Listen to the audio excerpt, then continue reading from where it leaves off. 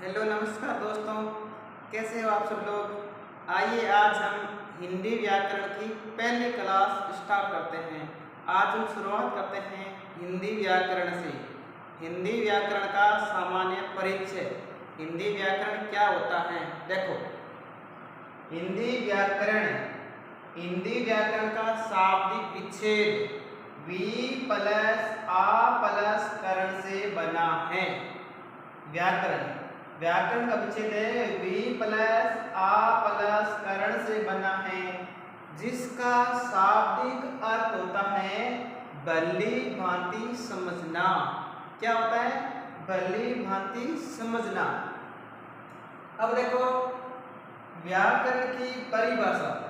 व्याकरण की परिभाषा देखो, व्याकरण वह ग्रंथ है जो हमें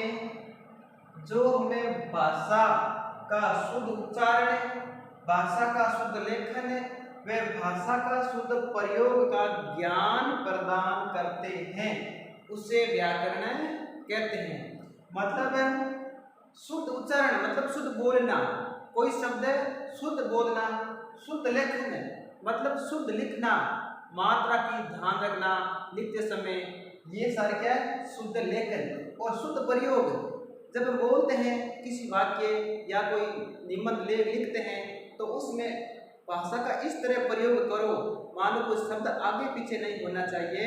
शब्दों को सजाने का जो काम है ना, वह है शुद्ध प्रयोग।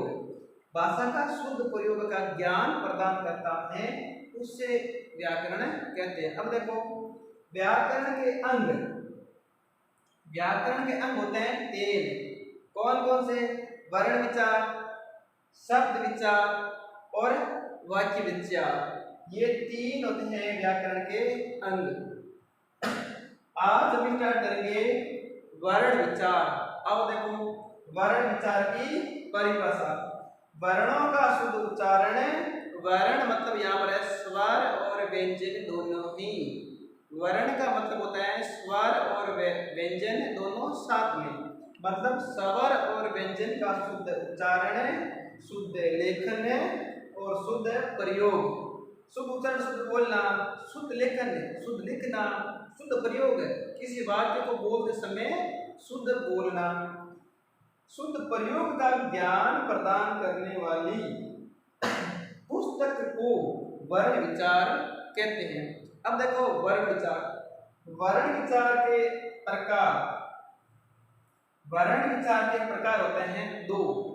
एक है स्वर, दूसरा है व्यंजन। आज हम पहला पढ़ेंगे स्वर, बाद पढ़ेंगे व्यंजन। चलिए हम स्टार्ट करते हैं स्वर। देखो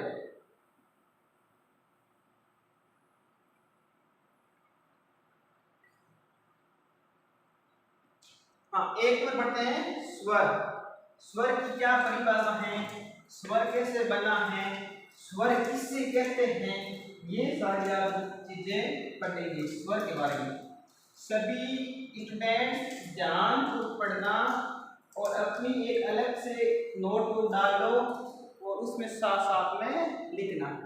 आओ एक में पढ़ते हैं स्वर। स्वर की परिभाषा। स्वर की परिभाषा।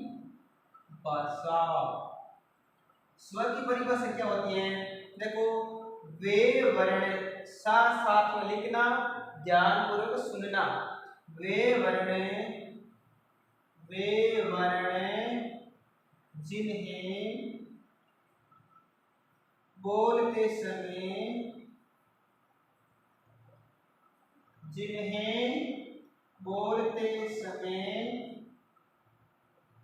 अन्य, वे वर्ण जिन्हें बोलते समय अन्य किसी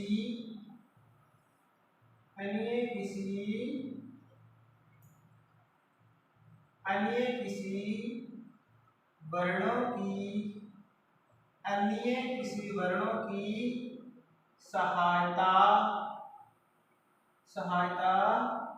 नहीं ली जाती है। सहायता नहीं ली जाती है। अर्थात उन्हें अर्थात उन्हें स्वतंत्र बोल दिया जाता है, अर्थात उन्हें स्वतंत्र बोल दिया, स्वतंत्र बोल दिया जाता है। वह स्वर कहलाता है, वह स्वर कहलाता है, या उससे स्वर कहते हैं, उससे स्वर कहते हैं। चलो एक बार स्वर की परिभाषा होगी, साथ साथ में व्यंजन की भी एक बार परिभाषा लिख लेते हैं।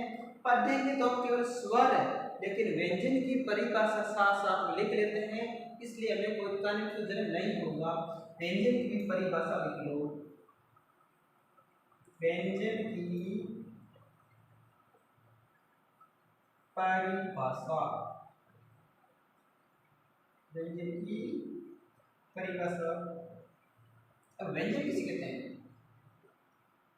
इनको तो स्वतंत्र बोल दिया जाता है, मतलब इसका विपरीत होगा ये। वे वर्ण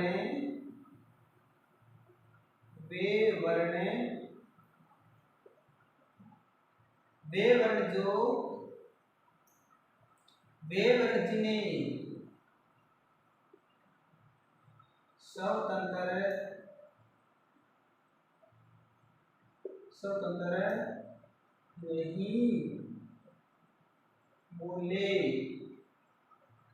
स्वतंत्र नहीं बोले जाते हैं, उन्हें बोलते अर्थात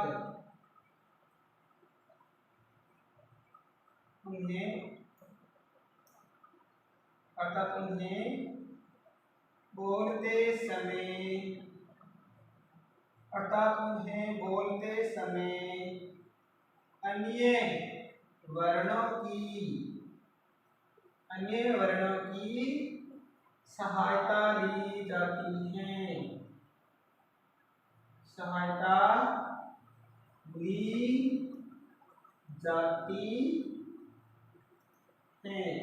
वे व्यंजन कहलाते हैं। ये उससे व्यंजन कहते हैं, साथ देते हैं, उससे व्यंजन कहते हैं, उन्हें व्यंजन कहते हैं। अब एक बात सामने देखो, स्वर स्वतंत्र रूप से बोले जाते हैं, व्यंजन स्वतंत्र नहीं होते हैं। व्यंजन को बोलते समय स्वरों की सहायता ली जाती है। कैसे? जिस प्रकार आप एक बार प्रयोग करके देख लो, जिस प्रकार ए एक स्वर है, के एक व्यंजन है। ए को आप लंबे समय तक बोलते जाओ, ए की ही ध्वनि निकलेगी। जैसे ए, कितना भी लंबा बोल दो, ए की ध्वनि निकलेगी। एक के स्वतंत्र नहीं है। के को बोलने के बाद शुरुआत में के की आवाज आएगी, लेकिन बाद में के की आवाज ए में स्थानांतरित हो जाएगी। जैसे देखो, के पहले के बोला, लेकिन बाद में ए की आवाज आने लगी, मतलब के को बोलते समय हमने ए की सहायता ली। इस प्रकार ये स्वतंत्र नहीं होते। हमने के को बोलते समय ए की सहायता ली, इसी प्रकार ये स्वतंत्र नहीं है, ये परतंत्र है और ये स्वतंत्र है। इनमें से किसी को आप बोल दो, 11 स्वर होते हैं, 11 में किसी को बोल दो, सारे स्वतंत्र होते हैं। और ये व्यंजन 33 होते हैं, 33 के 33 स्वतंत्र नहीं होते। जिस प्रकार एक बार देखो, ओ चाहे कितनी लंबा उच्चारण कर लो, ध्वनि ओ की ही निकलेगी।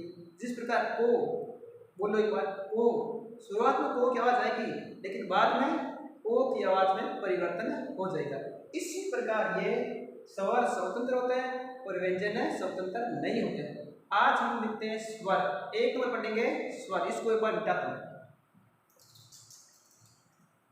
एक बार क्या पढ़ेंगे? स्वर पढ़ेंगे। आप सभी साथ साथ पढ़ना, सारी व्याकरण यहाँ पर कंप्लीट होगी, कुछ भी पीछे नहीं रहेगा। अब देखो स्वर, स्वर कितने होते हैं? स्वर 11 होते हैं। कितने होते हैं? 11। एक बार लिख लेते हैं, ए आ छोटी ए बड़ी ए छोटा ओ बड़ा ओ री ए आई ओ आओ। ये देख लो स्वर 11 होते हैं। आप बोलोगे हमने तो 13 पढ़ा है, 13 कौन से? अंग और एह। अंग और एह को स्वर में शामिल नहीं करते हैं। क्यों नहीं करते? देखो एक बार, जैसे ए नंबर बच गया अंग, ए बच गया एह। ये ऐसे दो स्वर हैं जो किसी के साथ मिलकर योग नहीं करते हैं, योग नहीं करते हैं। इसी प्रकार इसको क्या बोलते हैं? ए योग वहा स्वर। इन्हें ए योग वहा ए योग वहा ए योग वहा स्वर कहते हैं, स्वर कहते हैं। अब ए योगवा का मतलब क्या होगा? ए का मतलब होता है नहीं। मैं यहां पर लिख देता हूं जिस प्रकार ए प्लस योग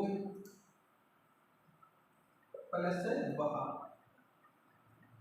इसका देखो ए का मतलब होता है नहीं,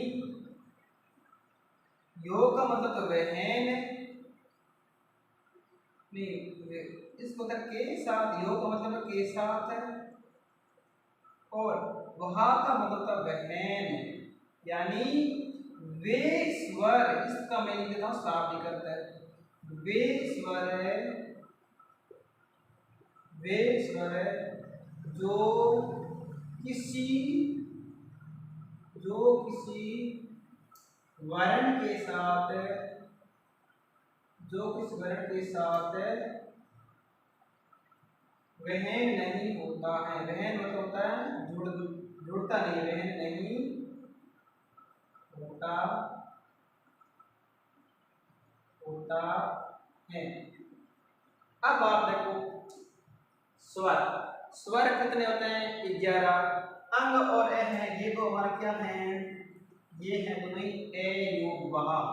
ए का मतलब नहीं, योग का मतलब के साथ, वहा का मतलब वहन, मतलब वे स्वर जो किसी वर्ण के साथ मिलकर योग नहीं करते हैं, योग नहीं करते हैं या योग नहीं होता है, उससे क्या कहते हैं? ए योग वहा। चलिए दोस्तों, आज हम इतना ही पढ़ेंगे। कल की क्लास में हम पढ़ेंगे वर्णों का मतलब स्वर का वर्गीकरण, विस्तार से पढ़ेंगे। इसका इस सबको अलग अलग भागों में बांटेंगे और इसका वर्गीकरण पढ़ेंगे अगली क्लास में। तब तक के लिए धन्यवाद, नमस्कार।